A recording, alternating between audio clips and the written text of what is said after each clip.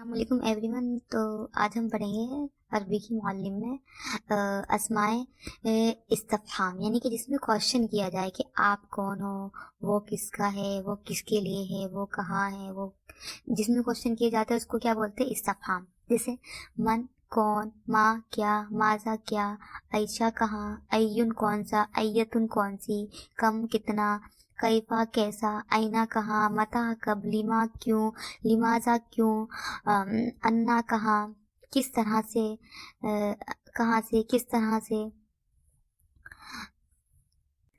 اب دیکھیے ان کے علاوہ بھی کچھ ایسے الفاظ ہوتے ہیں کہ اگر ہم انہیں لگائیں گے تو تب بھی استفہام کے معنی پیدا ہو جائیں گے. جیسے کہ حل اور الف زبر سے جملے میں استفہام کے معنی پیدا ہوتے ہیں.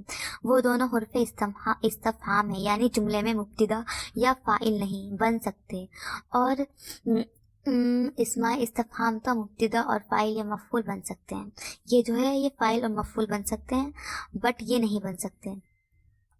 اسماء استفہام جملوں کے شروع میں داخل ہوتے ہیں. جیسے کہ من ابو کا، تیرا باپ کون ہے، مگر جب وہ مضاف کے لیے واقع ہو تو عام قاعدے کے مطابق انہیں مضاف کے بعد لانا چاہیے. جیسے کتاب من، مطلب لانا چاہیے پر ایسا کرتے نہیں ہیں کہ کس کی کتاب.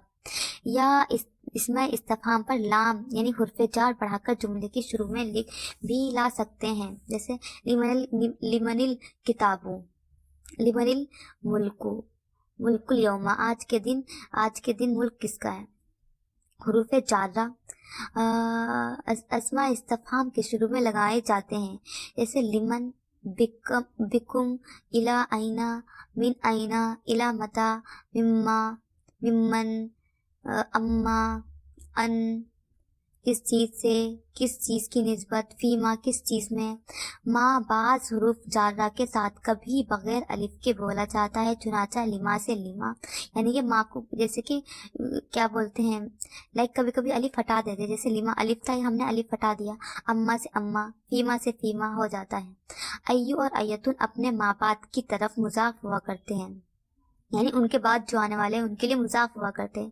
جیسے ایو رجلن یا ایو رجال، ابھی کیا ہے یہ مضاف ہو گیا نا اس کے لیے، اپنے پہلے والے کے لیے.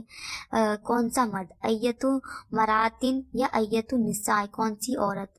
ایون کے بعد نکرہ ہو تو واحد ہوگا اور معرف باللام جمع.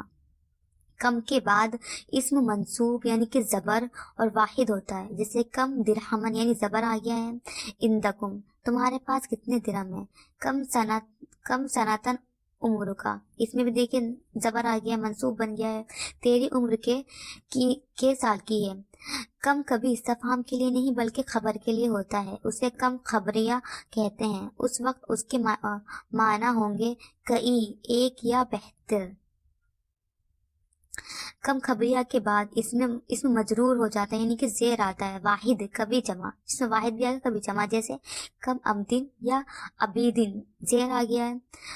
تختو میں نے بہترے غلام آزاد کر دیے. کم استفہام یہ کہ بعد کمتر اور خبریہ کے بعد اکثر من کا بھی استعمال ہوتا ہے. جیسے کم من ربیتن اندکا، کم من دیناری یا دنا نیرا صرفتہا علل فقرائی، میں نے بہتری اشرفیہ فقیروں پر صرف کی، یعنی کہ یوز کی. شکریہ.